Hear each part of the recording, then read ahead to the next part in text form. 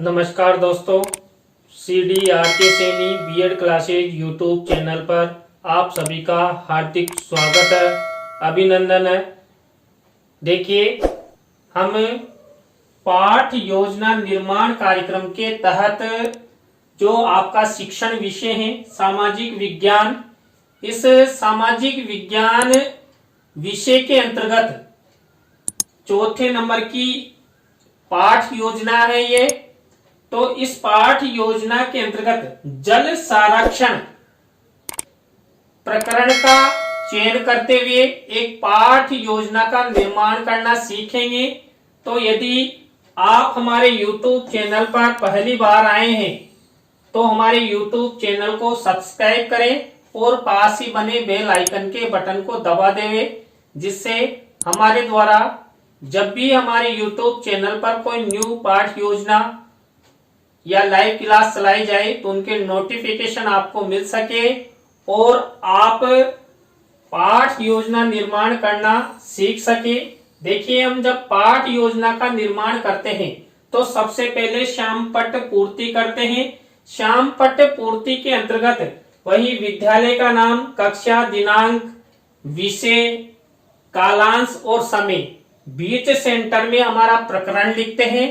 प्रकरण को हमेशा अंडरलाइन करते हैं, इन्वर्टेड कोमाज में बंद करते हैं, चाहे आप प्रकरण 20 जगह लिखें। देखिए, हम दैनिक पाठ योजना निर्माण डायरी में जब पाठ योजना का निर्माण करते हैं तो सबसे पहले हम श्यामपट्ट पूर्ति के बाद उद्देश्य बनाते हैं और उद्देश्यों के आधार पर विशिष्टीकरण और अपेक्षित व्यवहारगत परिवर्तन बनाते हैं। देखिए, यहाँ पर भी उद्देश्य और मुख्य प्रकरण को ध्यान में रखते हुए ही यहाँ पर विशिष्टीकरण और अपेक्षित व्यवहारगत परिवर्तन बनाए गए हैं। हम 6 उद्देश्यों का निर्माण करेंगे। पहला उद्देश्य है ज्ञान, ये ज्ञान से संबंधित विशिष्टीकरण और ये अपेक्षित व्यवहारगत परिवर्तन। इसी तरह देखिए, अवबोध से संबंधित विशिष्टीकरण और अपेक्षित व्यवहारगत परिवर्तन, ये हमारे 2 उद्देश्य हुए। 3rd नंबर का हमारा उद्देश्य है ज्ञानोपयोगी। ज्ञानोपयोगी से संबंधित ये विशिष्टीकरण और ये अपेक्षित व्यवहारगत परिवर्तन। इसी तरह देखिए, कौशल से संबंधित विशिष्टीकरण और अपेक्षित व्यवहारगत परिवर्तन। देखिए, हमारे 4 उद्देश्य हुए।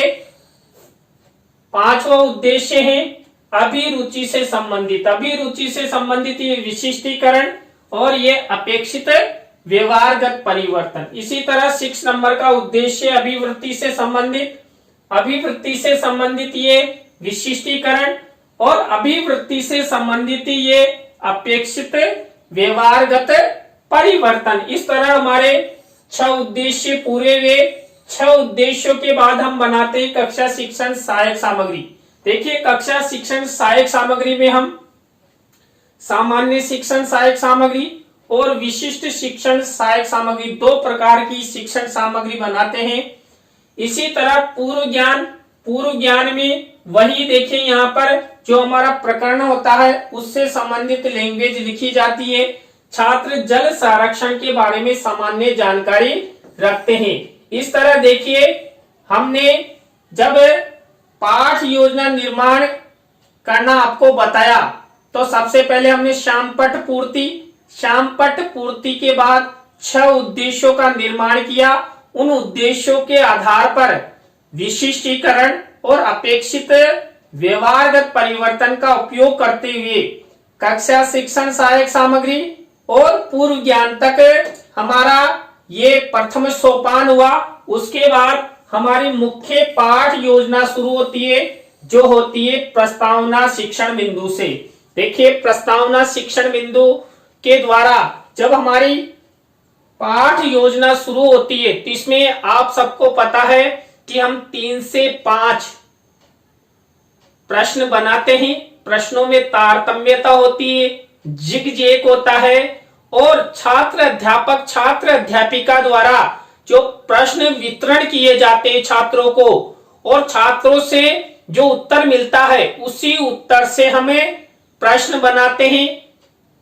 तो यहां पर देखिए वही प्रक्रिया अपनाई गई है। पहला प्रश्न देखिए, यहां पर मैंने मिनीचर के माध्यम से शुरू किया है।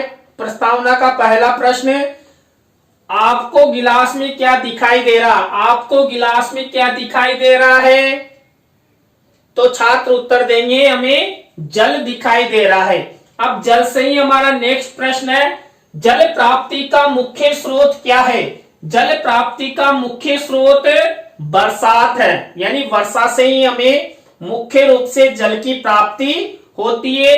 इसके बाद इसी बरसात या वर्षा से अगला प्रश्न देखिए, बरसात नहीं होने पर क्या होता है? देखिए बरसात नहीं होगी तो जल का संकट आएगा, तो जल संकट की समस्या उत्पन्न हो जाती है।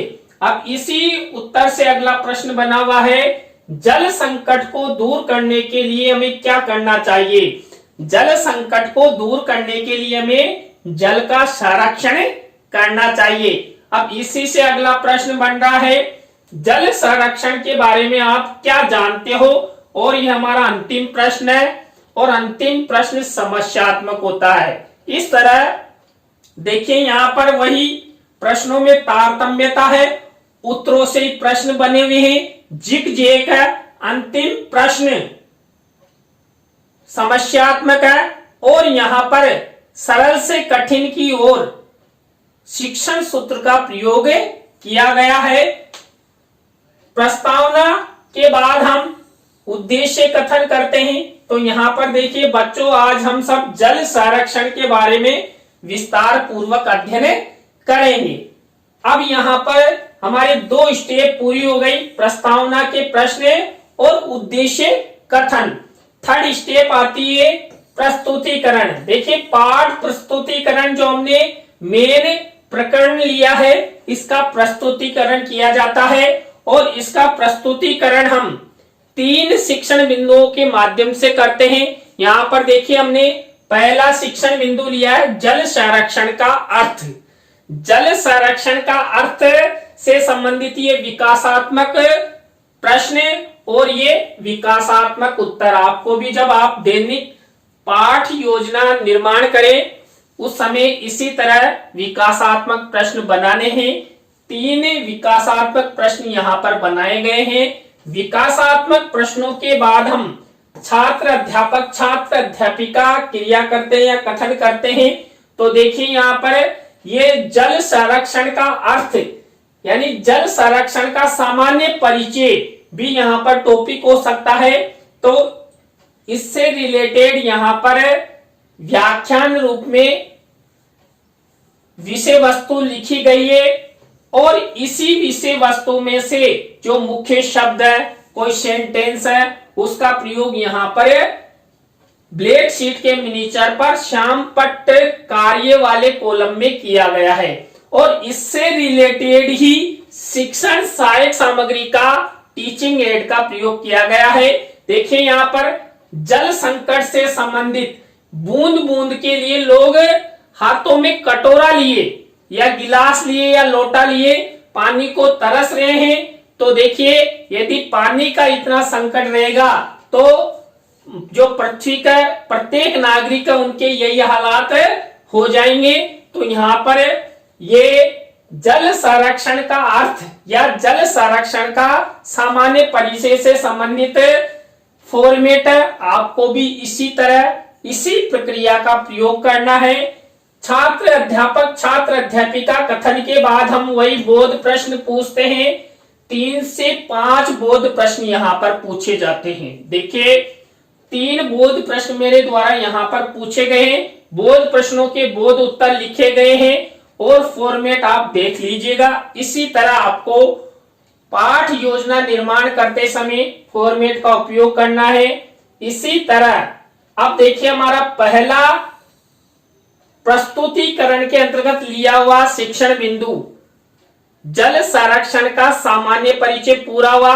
हमने प्रक्रिया अपनाई थी विकासात्मक प्रश्न, छात्र अध्यापक छात्र अध्यापिका कथन और बोध प्रश्न। इसी तरह हमारा दूसरा शिक्षण बिंदु देखिए, दूसरे शिक्षण बिंदु को यहां पर वही विकासात्मक प्रश्न और विकासात्मक उत्तरों के रूप में प्रदर्शित किया गया है। देखिए हमारा दूसरा शिक्षण बिंदु परंपरागत जल संरक्षण की परंपरागत रूप से जल संरक्षण कैसे किया जाता है, इससे ही रिलेटेड ये विकासात्मक प्रश्न और ये विकासात्मक उत्तर। इसके बाद देखिए हम वही प्रक्रिया छात्र अध्यापक छात्र अध्यापिका कथन वाली प्रक्रिया अपनाते हैं। ये यहाँ पर छात्र अध्यापक छात्र अध्यापिका कथन लिखा गया है। ये छात्र छात्रा क्रिया है और ये शामपट कार्य है। शामपट कार्य में वही मुख्य शब्द सेंटेंस कोई परिभाषा या मुख्य बिंदु को यहाँ पर शामपट पर लिखते हैं और इसी छात्र अध्यापक छात्र अध्यापिका कथन से रिलेटेड शिक्षण सहायक सामग्री का यहाँ पर प्रयोग किया गया। देखिए यहाँ पर बावड़ी तालाबों का चित्र है, तो यहाँ पर इसका वर्णन किया गया है। आपको भी इसी तरह मिनिएचर के रूप में जब आप पाठ योजना निर्माण करें तो इस तरह चित्रों का मिनिएचर लगाना है। तो यहाँ पर ये हमारे दूसरे शिक्षण बिंदु की प्रक्रिया है। इसके बाद हम वही जो परंपरागत जल संरक्षण से संबंधित छात्र अध्यापक छात्र अध्यापिका कथन किया गया, उससे रिलेटेड बोध प्रश्न, वही 3 से 5 बोध प्रश्न हम पूछ सकते हैं। तो 3 बोध प्रश्न मेरे द्वारा यहाँ पर पूछे गए हैं। अब देखिए ये हमारा दूसरा शिक्षण बिंदु पूरा हो चुका है, परंपरागत जल संरक्षण। पहला शिक्षण बिंदु जल संरक्षण का अर्थ या जल संरक्षण का सामान्य परिचय। दूसरा परंपरागत जल संरक्षण, और इनमें भी हमने वही प्रक्रिया अपनाई। सबसे पहले विकासात्मक प्रश्न, विकासात्मक प्रश्नों के बाद छात्र अध्यापक छात्र अध्यापिका कथन और बोध प्रश्न। अब देखिए हमारा थर्ड शिक्षण बिंदु। थर्ड शिक्षण बिंदु देखिए यहाँ पर आधुनिक जल संरक्षण। देखिए आधुनिक जल संरक्षण से संबंधित ये विकासात्मक प्रश्न है, ये विकासात्मक उत्तर है। 3 विकासात्मक प्रश्न हम पूछते हैं जो हमारा इसी से रिलेटेड है। देखिए यहाँ पर आधुनिक जल संरक्षण से रिलेटेड ये 3 प्रश्न है। इसी तरह आपको भी पाठ योजना का निर्माण करते समय विकासात्मक प्रश्नों का निर्माण करना है। अब देखिए यहाँ पर नेक्स्ट प्रक्रिया है वही छात्र अध्यापक छात्र अध्यापिका कथन। देखिए यहाँ पर आधुनिक जल संरक्षण से संबंधित यहाँ व्याख्यान किया गया है। आपको भी इसी तरह आप जब सामाजिक विज्ञान पाठ योजना का निर्माण करें तो इसी प्रक्रिया का इसी तरह छात्र अध्यापक छात्र अध्यापिका कथन का प्रयोग करना है। मुख्य शब्द सेंटेंस को यहाँ पर लिखना है। देखिए ब्लैक शीट के मिनिएचर पर मैंने लिखा है प्रतिवर्ष 22 मार्च को जल दिवस मनाया जाता है। कम वर्षा वाले क्षेत्रों में रूफटॉप जल संरक्षण विधि प्रयोग में ली जाती है और ये रूफटॉप जो जल संरक्षण विधि है उससे रिलेटेड चित्र यहाँ पर दर्शाया गया है। जब आप छात्र अध्यापिका कथन करो तो चित्र के माध्यम से भी हम ये वाला कथन कर सकते हैं। तो देखिए छात्र अध्यापक छात्र अध्यापिका कथन के बाद वही प्रक्रिया कौन सी, बोध प्रश्नों वाली। 3 से 5 बोध प्रश्न हम पूछ सकते हैं। मेरे द्वारा यहाँ 4 बोध प्रश्न बनाए हैं और 4 ही बोध उत्तर हैं। बोध प्रश्न छात्र अध्यापक छात्र अध्यापिका द्वारा पूछे गए जाते हैं और बोध उत्तर छात्रों द्वारा प्रदान किए जाते हैं। ये हमारे 3 शिक्षण बिंदु कंप्लीट हो चुके हैं। किसके अंतर्गत, प्रस्तुतिकरण के अंतर्गत। और इनमें वही प्रक्रिया अपनाते हैं। सबसे पहले विकासात्मक प्रश्न, विकासात्मक प्रश्नों के बाद छात्र अध्यापक छात्र अध्यापिका कथन और बोध प्रश्न। तीनों शिक्षण बिंदुओं में यदि आप इसी प्रक्रिया का प्रयोग करते हैं तो आपकी पाठ योजना बहुत अच्छी बनेगी। इसके बाद नेक्स्ट सोपान है पुनरावृत्ति प्रश्न। देखिए पुनरावृत्ति प्रश्न, यहाँ पर हम 5 पुनरावृत्ति प्रश्न पूछते हैं। पुनरावृत्ति प्रश्न जो हमने 3 शिक्षण बिंदु लिए थे प्रस्तुतिकरण में, बोध प्रश्न पूछे थे, उन बोध प्रश्नों में से ही पुनरावृत्ति के रूप में 5 प्रश्न पूछते हैं। तीनों बिंदुओं में से 5 प्रश्न कोई बड़ी बात नहीं है। देखिए ये पुनरावृत्ति प्रश्न है और ये पुनरावृत्ति उत्तर, जो प्रश्न पहले पूछे गए थे छात्रों के मूल्यांकन हेतु, अभ्यास हेतु पुनरावृत्ति प्रश्न पूछे जाते हैं। तो आपको भी इसी तरह पुनरावृत्ति प्रश्नों का प्रयोग करना है। तो ये हुई हमारी पुनरावृत्ति प्रश्नों की प्रक्रिया। नेक्स्ट हमारा सोपान होता है मूल्यांकन प्रश्न। देखिए मूल्यांकन प्रश्नों के बारे में मैंने आपको पहले कई बार बता दिया है कि हम वही सही विकल्प का चुनाव कीजिए, रिक्त स्थानों से संबंधित या सत्य असत्य से संबंधित या एक पंक्ति से संबंधित लघुत्तरात्मक, अति लघुत्तरात्मक प्रश्न यहाँ पर लेते हैं। देखिए 2-2 प्रश्न लिए गए हैं।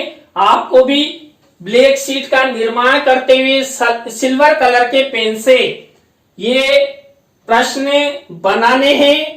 और एक बात और विशेष बता दूं, आपको उत्तर नहीं लिखने। देखिए यहाँ पर मैंने कोई सा भी उत्तर नहीं लिखा है। जब हम ये प्रश्न वितरण करते हैं कक्षा कक्ष में, उस समय तुरंत छात्रों से प्रश्न किए जाते हैं, जो उत्तर मिलता है वो यहाँ पर लिखे जाते हैं। और आपका जब फाइनल लेसन होता है तब तो आपको ये प्रश्न लपेट श्याम फलक पर लिखने होते हैं। पाठ योजना डायरी में तो बनाना ही है, लेकिन लपेट श्याम फलक पर भी बनाना होता है। इसके बाद अंतिम सोपान है गृह कार्य। वही गृह कार्य में हम क्या करते हैं, निबंधात्मक प्रश्न देते हैं। वही ब्लैक शीट का निर्माण मिनिचर श्याम पट्ट वाले कॉलम में। तो इस तरह आपको सामाजिक विज्ञान पाठ योजना बनानी है। तो देखिए आज की क्लास में हमने सामाजिक विज्ञान पाठ योजना क्रमांक 4 जल संरक्षण टॉपिक पर आधारित जिस पाठ योजना का निर्माण करना आपको बताया, वो कैसी लगी? अच्छी लगी हो तो लाइक करें, कमेंट्स करें और अपने मित्रों और सहपाठियों को जरूर शेयर करें। न्यू पाठ योजना के साथ हम आपसे फिर मिलेंगे CDRK Saini B.Ed classes YouTube channel पर। तो राम राम सा, बाय।